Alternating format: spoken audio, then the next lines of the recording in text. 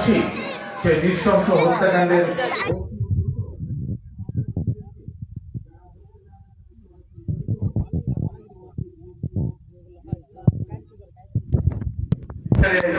আওতায় আমি জোর দাবি জানাচ্ছি এবং পাশাপাশি এখানে আমাদের রামপুরের এই রামকৃষ্ণপুরের ইচ্ছাপ্রকারের আমাদের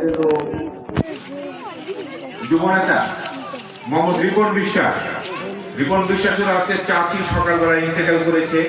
আমি ইন্দ্রানিল্লাহ রাজিউন আমি রিপন বিশ্বাসের চাচি আত্মার মাগফিরাত কামনা করছি এবং পাশাপাশি দোয়া করছি মহান রাব্বুল আলামিন রিপন বিশ্বাসের চাচিকে যেন জান্নাত নসিব করেন।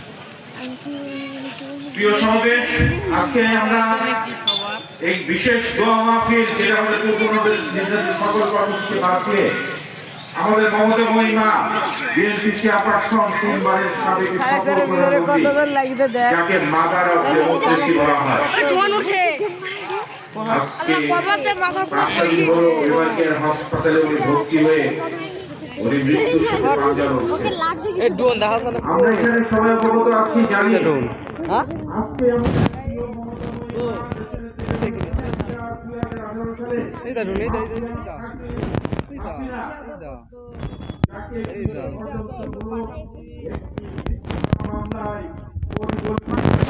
নাটকের সাজিয়ে ষড়যন্ত্র করে তাকে কারাদণ্ড দিয়েছিল।